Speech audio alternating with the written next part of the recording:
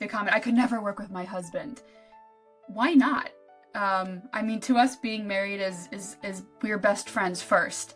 Best friends in life, best friends in business, and the partnership just works. So, we get I could never work with my husband or wife or spouse weekly. I don't get it. I think that's exactly what marriage is, but...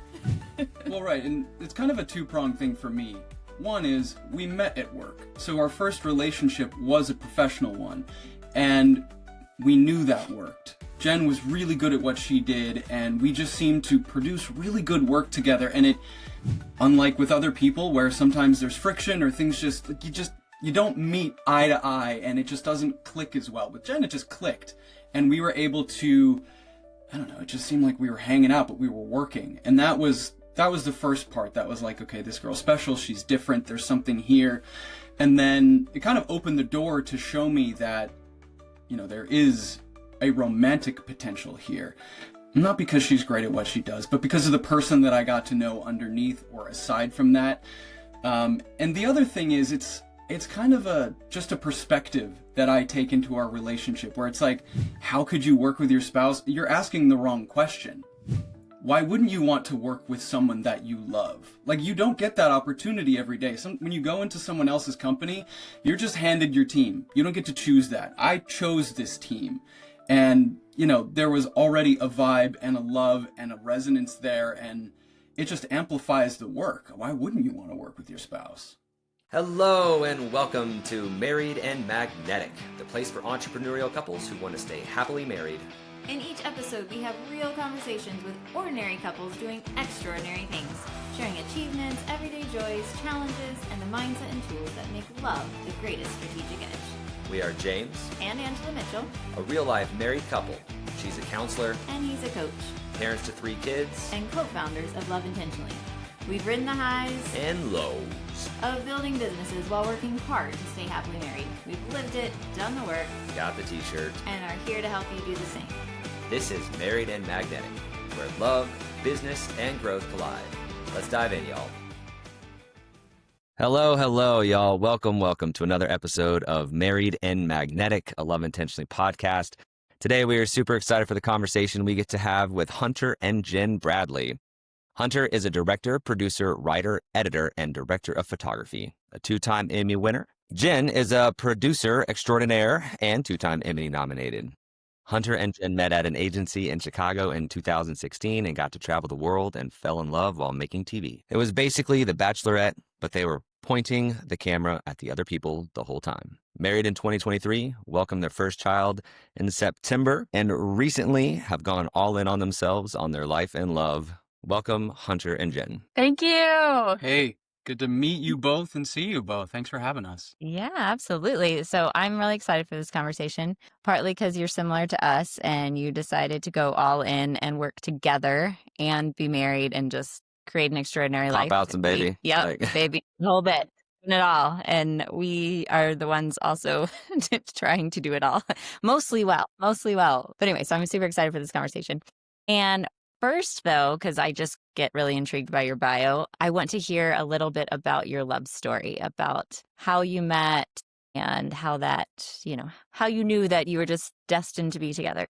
You want to take that one? Yeah, there are 2 sides. I want to hear both. Well, we met at work. I started at the company in 2016. To be honest with you, I kind of noticed Jen right away. And I was in another relationship. She was in another relationship. And it was just one of those things where I kind of clocked her. And like every time she entered the room, there was something that just caught my attention and I couldn't resist it. And fortunately, within like the first year of working together, we got paired on a project together where we got to sort of get paid to travel across the US and work together. So there was a lot of time on planes, a lot of time in cars, like the between moments where we weren't really working and we just had to like get to know each other, because what do you do on an 8-hour car ride? You talk. It would have been awkward to just sit there. I fell in love with her. Like something that just caught my attention initially was like, yeah, let's be honest. I love this girl. She's incredible. She stimulates me in ways that, like, I've never met anyone like this before. That's just made me feel the way that she makes me feel. Add to the fact that she gets what I do because she does it too. And I'd had relationships fail before because the time requirements, sort of the mental commitment to what we do, it's all encompassing at certain times. And like, you kind of have to be in it to understand what it's about. And Jen got it. And she seemed to like me too. And that was like the best part about it. So yeah, there was one night where we were in a hotel after a shoot and we kissed. And it was like, okay, this is a thing. I'll let you pick up and kind of tell where you were. But yeah, I mean, it was a 1.5 year long process of traveling and falling in love for me. And then the rest is sort of history we can get into later. Yeah, I'll pick up right there. I'd say we pretty much fell in love filming in Europe. We got the opportunity to go film for a show over there, traveled across multiple countries, eating pierogies and having wine and doing all that. So I always say it's kind of like the Bachelor Bachelorette show, but we were on the other side. We were the ones filming other people, but we fell in love behind the scenes. So we tried to keep our relationship, on the down low. And by the time we got married, everyone from the production company said, oh, we already knew it. So that's how we got here. We were so slick. We were trying to keep it professional, but yeah, apparently there was a vibe that was undeniable for other people too. I love that. It sounds like fairy tale-esque. I'm just picturing you traveling through Europe and walking down cobblestone streets and in Prague, that is exactly what happened. Yes. Yeah, we were no match. It was unfair, honestly. The deck was stacked against us for not falling in love. Right. You're set up. Awesome. Great. So then tell us a little bit about the transition. We're going to talk a lot about your relationship, but I also want to hear this transition, which involves your relationship from working together, but seemingly working for other people, right? You were employed by others, I'm guessing, to this decision to go all in together on a business. Like, how did that come about? And how did that go? Yeah, I can do the first half. Yeah. The second half. Yeah. We're good at finishing their stories. One of those couples. So I actually left the job that we worked at both together full time. I left pretty much January 2018. I had a freelance opportunity to go work for a television show. It was a very scary jump, very scary leap to leave full time. All of the positives that come with that. Income insurance, and I left to go freelance, and from there I actually started my own just single member LLC production. I'll call it production world. I was trying to figure out what I wanted to do, where my place was in this crazy world.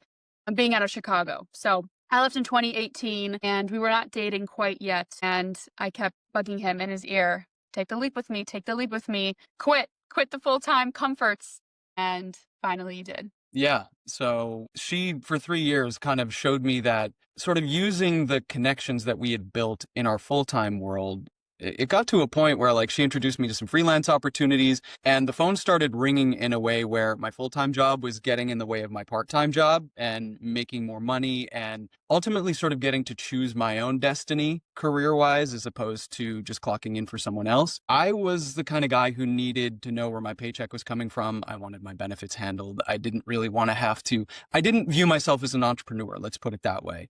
But now that I'm on this side of the table, I don't see that I could ever work for someone else again. Sort of the freedom and the flexibility, obviously there's a lot of risk associated with it too, but it's either bet on someone else or bet on yourself. And Jen showed me that like, if you bet on yourself, there's a lot of upside and it's really rewarding and fulfilling. And now a lot of my time is my own. But that said, I was part of the Great Resignation, I guess, in 2021 during COVID. I kind of was like, yeah, I'm done with this. And Jen, you've shown me the way, you've inspired me. And yes, let's go out on our own. Let's go into business together. Because she'd been hiring me anyway. She'd been calling me being like, I need a camera guy. All right, I'm there. And so it just naturally sort of fell into place. And then we did have a conversation where it was like, let's do this. Let's do this together. We already do this together. Why don't we just formalize it, put a name to it, and like actually make a run at this. Let's go into business together. It's a big moment for a couple,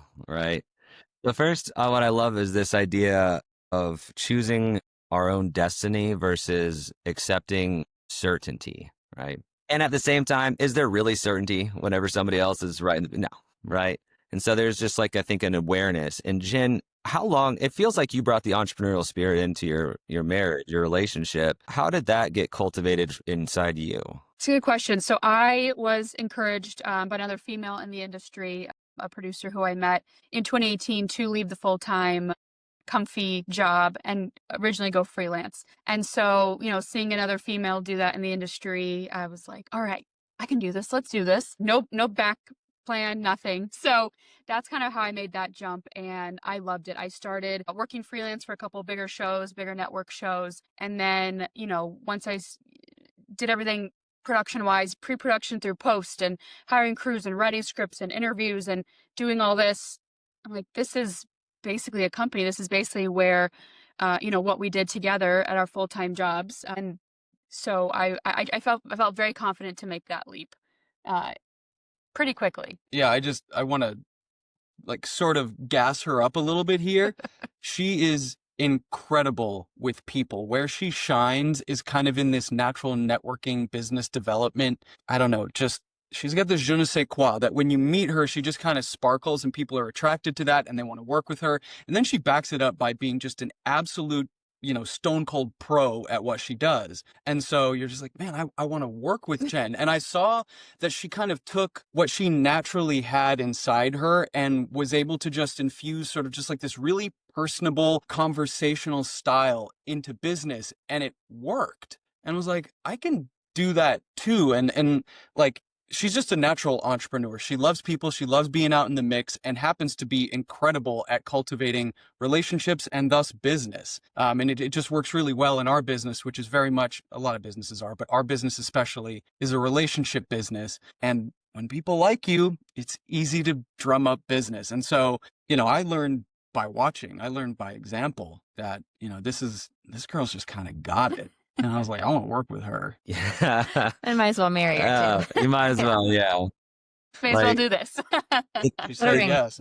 The tone of your voice when you said I want to work with her, I was like, I believe you. I believe you. And it feels like we see a very common pathway to couples, married couples, committed couples starting to work together is somebody decides or gets that hit or the inspiration to maybe freelance or maybe start their side hustle or just to go all in on their own business, right? And then as that business gains success, while the other person is still working the other job, still making sure we've got food coming in, still making sure we can get our insurance, right? Then at some point when the entrepreneurship gig gets to be so good, we kind of go, hey, I need some help, right? And instead of trying to hire out or find somebody else to do this, like, let's keep it in the family. We work really well together. I love being with you, right? And then we can jump into that. Now, some people would say, are you crazy to want to work with your spouse, right? Okay, what would you say to that? I get that at least 1 to 2 times per week. The comment, I could never work with my husband. Why not? I mean, to us, being married is we're best friends first, best friends in life, best friends in business, and the partnership just works. So, we get I could never work with my husband or wife or spouse weekly. I don't get it. I think that's exactly what marriage is, but...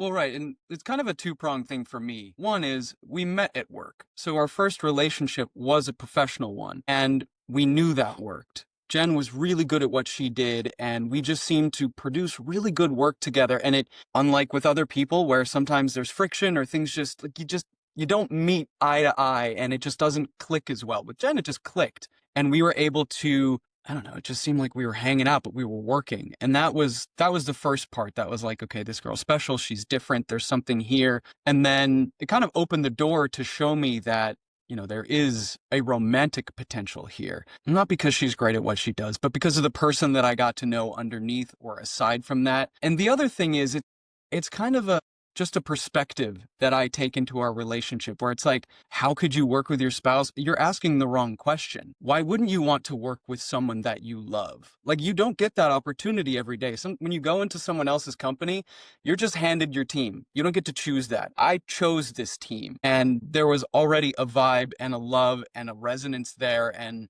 it just amplifies the work. Why wouldn't you want to work with your spouse? You can tell he's the writer at our company. He shot. God, great words. Love it. Love it. And what I also love my too giant hair. Sorry. Okay. What I also love about what you're saying too is, Hunter, I love when you talk about Jen, I can tell that you are her biggest fan. Hype man. You're her hype man, her cheerleader. You're like, she's awesome, right? I want to be part of this.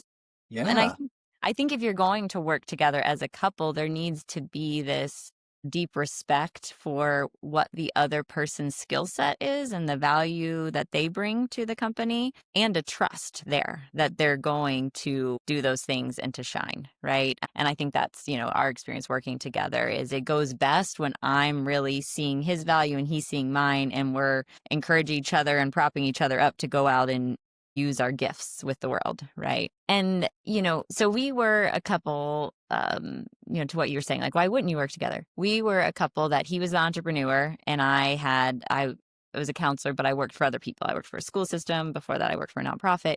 So I had a W-2, and he was the entrepreneur out there in the world. And that worked great for us. We were doing that and we were cruising.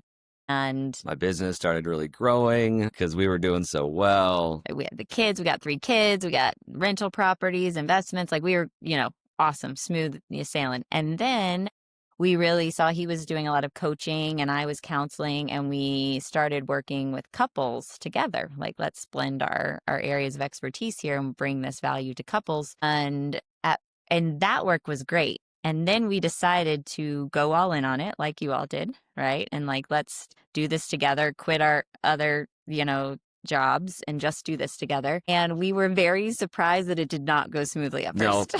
We're like, we're such a great team. Why is this not going? We're professional communicators and coaches for relationships, and like we help other entrepreneurial couples, and like, what is happening here?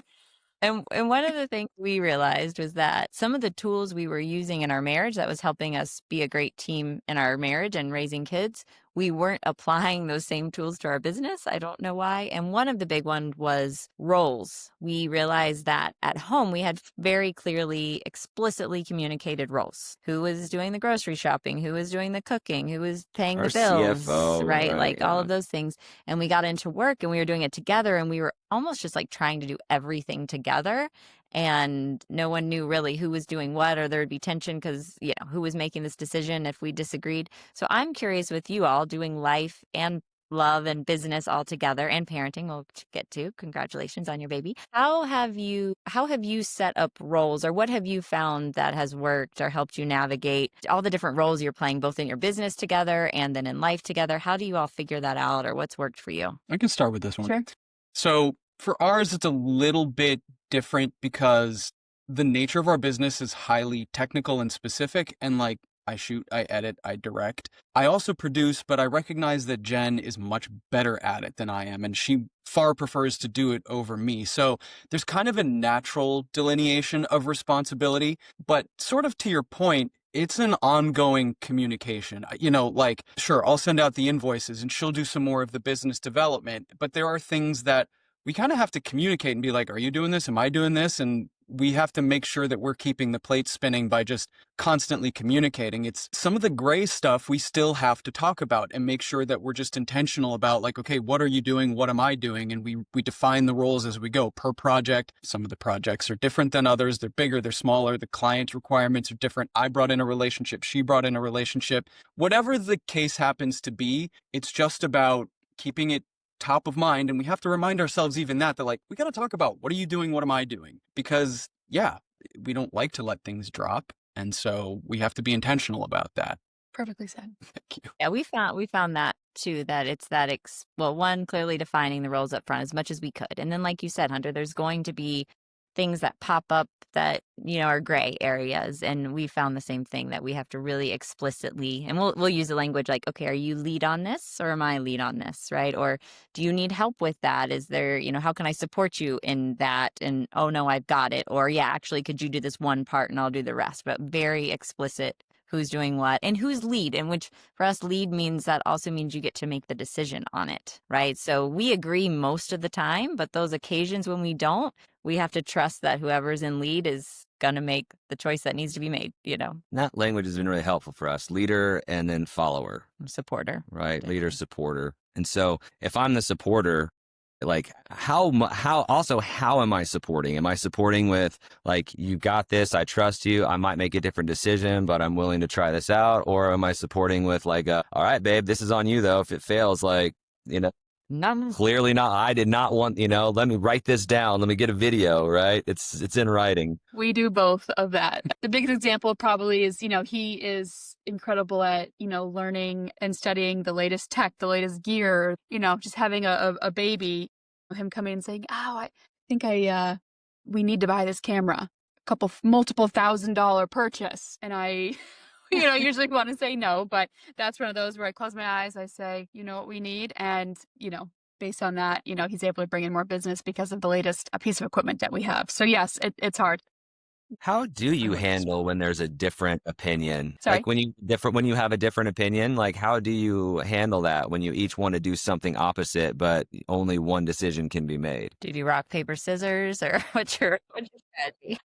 I think, it comes to just like flat out communication where it's like, I don't know if I agree with that, or have you thought about, and, sometimes it's easier than others. Some days I'm more open to being disagreed with than others, if I'm being honest. Sometimes I have a very specific idea of what I think is going to work, but I want us to succeed. I want the project to succeed. And ultimately, I want what's best for our clients. And so that's kind of the North Star in our projects, is like, what is going to be best for our client in this situation? Also, what is going to help us get to the finish line the most successfully? And yeah, there are some days where we'll sit and we'll discuss a very minute point for 45 minutes, because that's just the kind of day it is. And that's kind of the discussion that it is. But that's necessary. And there are times where I've allowed my mind to be changed, because I know, even though I want to be stubborn and I think I'm right, I'm probably not right here. Yeah, the Gottmans, they're, kind of the pioneers of doing all this research on relationship, have for decades. And one of the things they say that helps a marriage be successful is your ability to accept influence from the other person, right? And I like that kind of phrasing, like accept influence. You don't have to always just go along with what they say, but you're willing and somewhat open. And I like what you said, Hunter. James was, if you're listening and can't see, James was fist pumping and cheering when Hunter was saying that some days I am more open to having my mind changed than others. Yeah. And for me, it always comes up against, if I'm getting defensive, is she not accepting my leadership in this moment? I was lead on this. She's pushing back on this. Am I getting defensive? Am I taking it personally? Right? Is it that? And when I can very clearly, like you, go to the higher level, what is the North Star on this? What is the outcome we're really searching for? This isn't about me. This is always, and giving Angela the benefit of the doubt, right? And the assumption that she's wanting what's best for our relationship and our business. And for me, it's been a practice to put that taking it personal on the back burner and allowing what's right, true, and fair to become more of the prevalent conversation. And hard. Yeah. Tight. Yeah. No, I totally, I like what you said there. And, the right, true, and fair in our business, especially when you spend so much time doing something and it's like I'm going to put talent in quotes, because it's what I do as a profession, but clearly there's some skill involved, and I'll recognize that. But when you put so much of yourself in something that you're so passionate about, and even if it's for someone else, and I'm just cutting corporate talking head videos with really boring B-roll of a banker doing something that 14 people are going to watch, I still want it to be the best that it can be. And I need to check myself when I'm getting prideful about, I think this is better.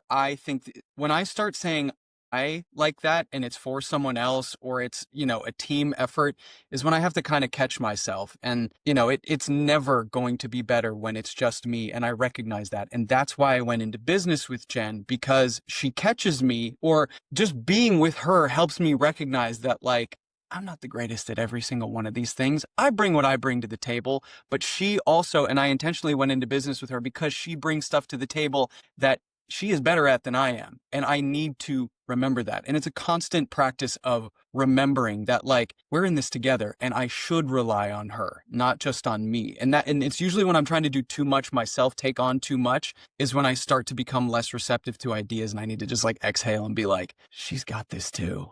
We got this. It feels like this, we're in this together, right? Any couple, we talk about, hey, let's get on the same team. And in this case, being on the same team in your relationship and your marriage means that, yeah, we have a successful marriage. And it also means for your business to have a successful business, which is now what's funding your life, right? And so being on the same team in this situation really creates, I think, the biggest ROI. Yeah, I think the biggest example of that was this year in 2025, this past year, we made the decision to start our family, and it was a very, very rough pregnancy for me, first baby, and we're so happy now. But it, for about 10 months of 2025, really pushed our, how should we phrase it? It challenged us in ways we never thought. Of course, in a marriage, but also in the business. I wasn't able to work for many, many months, and having all that responsibility on Hunter was something that we didn't plan for ahead of time. And so learning how to pivot majorly in the moment to keep our business running, which provides for our family and our future family and this baby that's coming, it was the biggest challenge that we have faced. Yeah, and that was kind of one where it's like, yeah, lean on me. That's what I'm here for. Lean on me. I can recognize that you are not operating at 100%. You shouldn't be. Take care of yourself. I got this. And it was one of those where it's like the true partnership was really not only tested, but sort of illuminated, because sometimes in business, in life, regardless of whether or not you're bringing a child into the world or it's just a tough project and the client is hammering you, sometimes one partner has to pull a lot more of the weight than the other one, and that has to be okay. And keeping score is not what it's about. It's about just getting it done, getting through it, making sure that your partner's okay, and really living up to the I'm here for you, whatever you need, whenever you need it, period. And that's hard because we're both people who want to do more for the other than ourselves. We both have that exact same personality trait. And so I was very sick throughout the pregnancy, and yet it was hard for me to let go and just say, okay, you are going to take care of the business and take care of me and put a lot on your plate, because the guilt that I had from all of that was immense. And finally, once I let go, heard that he could do this, everything went better. The business, the pregnancy, everything. So I owe you for a whole year. We're not. You were growing a child, so I would say Good that point. Good point. you You're might owe doing you a plenty. little Yeah. bit. Just I love that. I've heard Brene Brown say in her marriage, she says something in the effect of like she thinks 50-50 is bullshit. Like we're very rarely operating at 50-50. And so it's more about getting to 100 together. Right. And so, she uses the example of sometimes she'll get home and she'll have been traveling and whatever. And she'll look at her husband and go, I got 30% maybe, and he's like, okay, all right, I can do 70. Right. And then, the next week it can flop, or the next day or whatever, as different resource. And what I saw with your story too is that I like to think of that as it's also 100% in all these different arenas, right? So, Jen, you were doing 97% of the growing a child, right? Maybe Yes. Hunter brought you some crackers or something to help with that 3%. Yes. You were doing that, right? And then he is doing the majority in the business, right? And so I think some of it too is recognizing that, and something we try to do is that we are on the same team. We might be playing different positions, right? We, in fact, I think should Almost be always are playing different always are positions playing on the different team. positions. Yeah. Not everyone's pitcher, right? Like you also Yeah. need a catcher and a first Yeah. baseman, and right. And so we're playing these different positions, but it's ultimately all working towards that overall goal of this life we want to create, whether it's family, business, all the different components of this extraordinary life. So I'm curious then, in this hard season, what was there anything you learned or that helped you navigate it, helped you get out? Because it seems like you're out the other side now. Yes, I feel great. What do you feel like helped you get through? How did you get through? I'm going to be frank, therapy. I can Great. say that too. Yeah, I have a therapist. Jen has a therapist. And it wasn't only that. I mean, it was tremendously helpful to sort of have a sounding board, someone with a professional framework to help us sort of process this really tough time. But, the work that you do in that room is just to understand sort of what's already happened and not sort of prepare you for what's coming up. But like, it just taught me how to understand the moment, like rise to the moment, and allow me to be clear-headed and intentional about what was happening as much as I could, because the whole thing was a curveball. Like, I did not ever consider that I was going to be a caretaker at 39 years old to my wife, and that I was going to be, solo operating our business, and that despite her best efforts, and she tried to work through it, she couldn't, just absolutely couldn't give it anything. And that was okay. But it was a learning, and it was like taking, again, my pride, taking a back seat because it has no business there. Like, this is what you're in it for. We opted to have a baby. Whatever happened was what happened. It's not like we opted to have a baby and it was supposed to be perfect. Like, we chose to get pregnant and go on this journey, and whatever it was, we were going to receive it and meet it wherever we could with whatever resources we had. And some days it was easier than others. But one of my sort of personal heroes is Scott Galloway, and he talks about surplus value. As a man, you need to bring surplus value to a relationship. And for me, that was really a time where I needed to put that into motion. I try anyway on any given day, even when Jen's 100% and bringing her 100%. But to your point, it's like, okay, if Jen's at 5%, I got to be at 195% because I have to do what she needs to do and what I need to do. And it's got to be okay. Like, I'm going to empty my cup. I'm going to burn the wick at both ends. But this is what, like, we said yes. We didn't say yes, but we said yes, and that's kind of the way we had to get through it. And therapy was a huge help because, like, you just have to process some of that stuff, and you need help. Asking for help was huge too. I just got chills when you said we signed up for yes and, not yes but, right? It's beautiful. I love it. I'm going to steal that. I'm going to use that. That's a good one. Really gold. Have you said that before? Or was that the first time that's come out of Oh, you? that was really good. No, it's an improv exercise. It's just whatever. It popped into my head. The Crushing writer, it. Well, yeah, like I like said. as Hunter Bradley says, it's a yes and. Definitely stealing that. And probably because I'm a therapist, maybe I'm a little biased, but I really appreciate that you said that. I think the statistic is that couples often wait 6 years to get help. And when they come to us at that point, I don't want to say it's too late because we've worked with couples through long time issues. And it's so much harder when you have, because now not only are you dealing with the issue, you're dealing with the 6 years of baggage you've accumulated while the issue's been going on, right? There's just so much more to unpack. Patterns are more set in stone by then. It's just a little harder to get out of those ruts. So I love the fact that you all were identifying, like, this is hard. We've got thrown a curveball here, and let's get help. It's why there are professionals out there, right? So, and I think entrepreneurs can often understand it. You know, it's like, I don't know, for us, we hire an accountant to do our taxes, not because we couldn't, but somebody else is better at that than us. I'm curious, right? You had everything all dialed in on the business before, get pregnant. Everything kind of just goes back to the drawing board. Let's start from scratch on how this works. Now you've got a healthy, is it 3-month-old? Yes. Congratulations. Thank you. How has your life, business, your roles, how's all that settled in since over the last 3 months?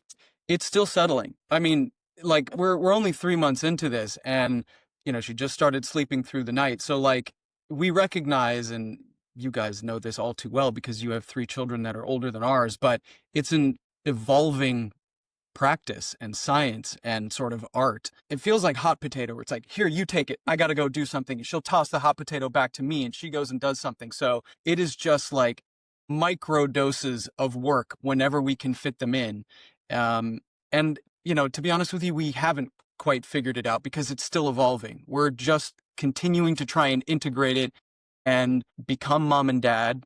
That's an evolution too, like, I feel better than I did 3 weeks ago, but I know in 6 months I'll feel better than I do today. And it's just a confidence thing, confidence that I can handle the baby, I can handle my business, and I will find a way to make it work. And it's just the commitment to, we'll make it work. We'll make it happen. Somehow we'll ask for help if we need to.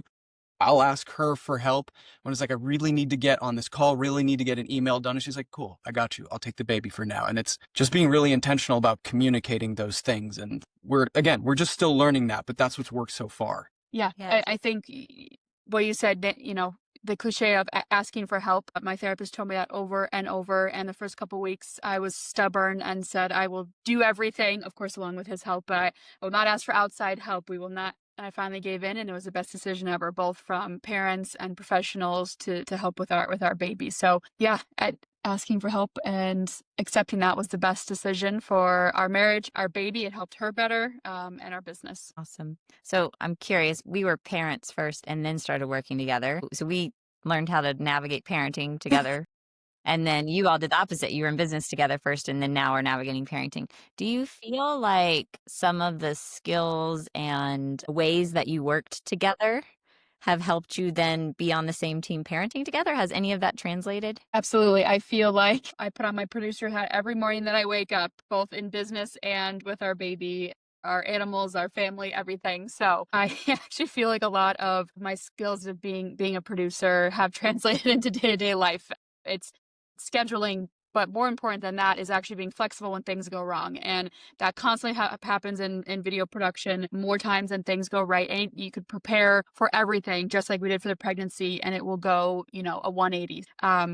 Bringing that side of what we've learned from both being producers of pivoting and figuring things out in the moment and doing it better than you thought you could. That's what every day that we wake up, I think we bring that.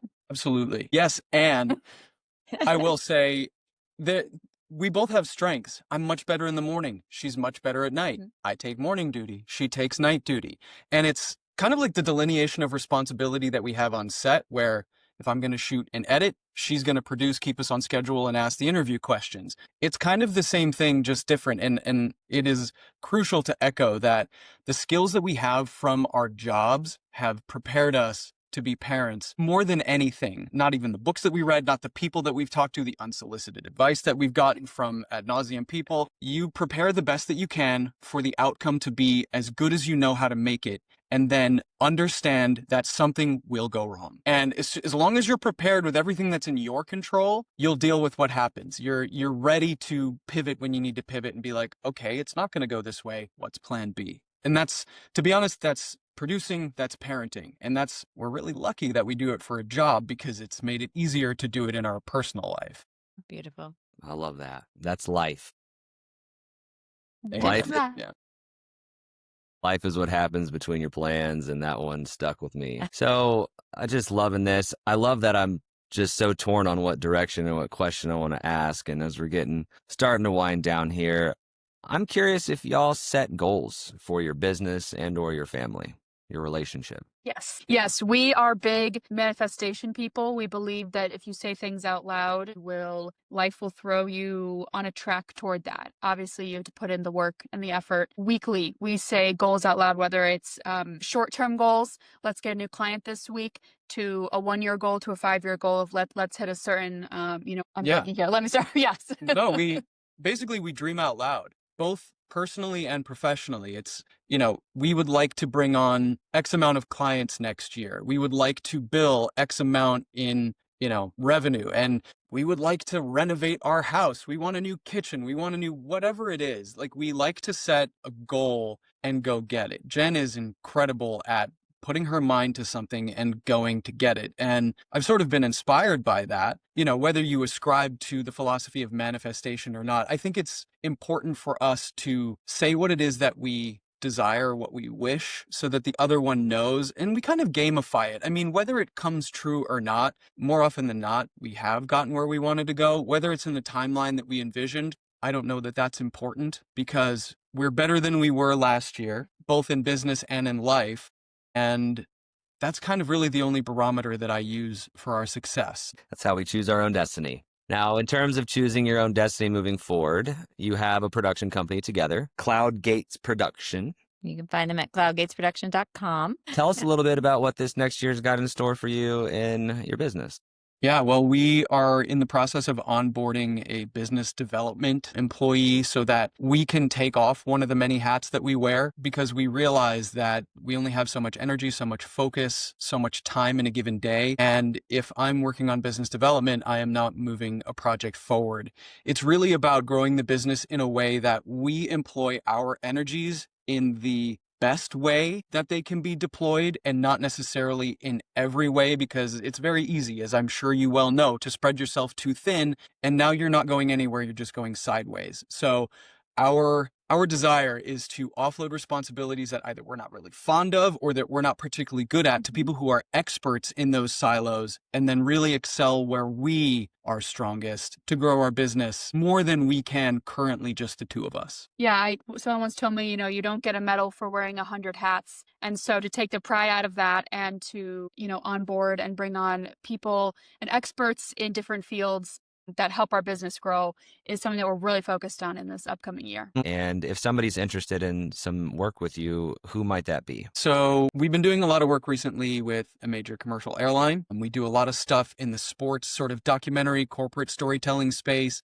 with some major equipment manufacturers. We tell a lot of cool stories in major college football programs, sometimes with the NFL, sometimes at the high school level with really successful programs at the high school level in terms of football. We also are going to be expanding in 26 into the the luxury lifestyle and hospitality space, high-end restaurants, high-end hotels, travel destinations where you would get once-in-a-lifetime experiences that sort of need a cinematic, experiential, next-level take on their offerings that maybe the influencer that goes there and kind of does their cell phone video doesn't really capture. Something a little bit more all-encompassing and richer and fuller.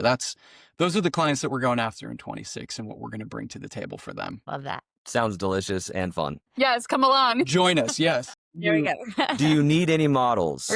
We can be pretend Always. eat at a restaurant, and I mean, we'll really eat, but you can film us. We have cute girls. Oh, Yep. We'll some give you a salt. call. Yeah, absolutely. Please. Well, Oh. I don't want this conversation to end, and Ever so much fun. yeah, so fun having you all and just hearing about your Valuable. life and love and how you are navigating it all together in business and love.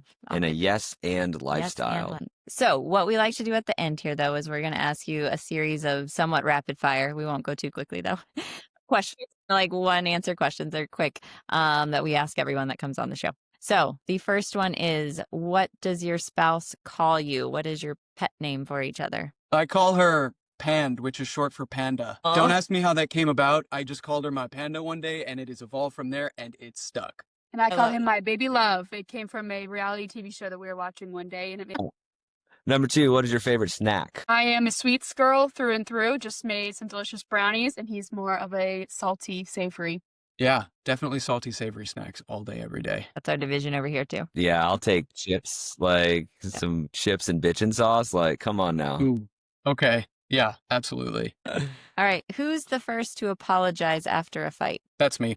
I'm- Usually, yeah, I'm not far behind, but yes, That's just- agreed. she's pretty good at it, but I usually like as I'm saying something, I'm like, I need to apologize for that. I'm wrong. But yeah. Yeah, our last interview, that I think he said something like, maybe I apologize, but I think it's usually because I have more to apologize for. Good thing we don't need it too much, but Yeah. Yeah. All right, last one. Who makes the bed? To be honest with you, unless someone's coming over, we don't make the bed. right. But he is the cleaner one, to be honest. I do the dishes, I cook, I clean. I'm a full service husband. He is. There we He go. is. Sorry, ladies, he is taken. That's that He surplus is. He value. is. I love that. And how many pillows do you have on the bed? Including the ones we don't sleep with, there's probably 10 pillows on the bed. Yeah. See, That's yep. because of me. Exactly. Yeah, me too. And he's like, why do we have all these pillows? And I'm like, because they're cute. So And decorative. Yes, we do fall in the typical category. Yes, the, No, the Instagram bed. That's what ours looks like, or it tries to look like it. when you have company. When you- Yeah. yeah. Exactly. Well, thank you so much for being on this show. Thank you so much for listening. If this has impacted you in any way, if you've seen yourself in this story, and if you know some people that could use a little extra love in their life, please like it and share it. If you haven't left a review yet, we'd love to grab one of those 5 stars if that's honest and true for you. And please show back up. We'll have more episodes coming on with other amazing couples. With And that- you can find Jen and Hunter at cloudgateproductions.com. We'll have that in the show notes if you want to see what they've been up to. All right. Thanks for listening. Love Thank y'all. you both. Thank you.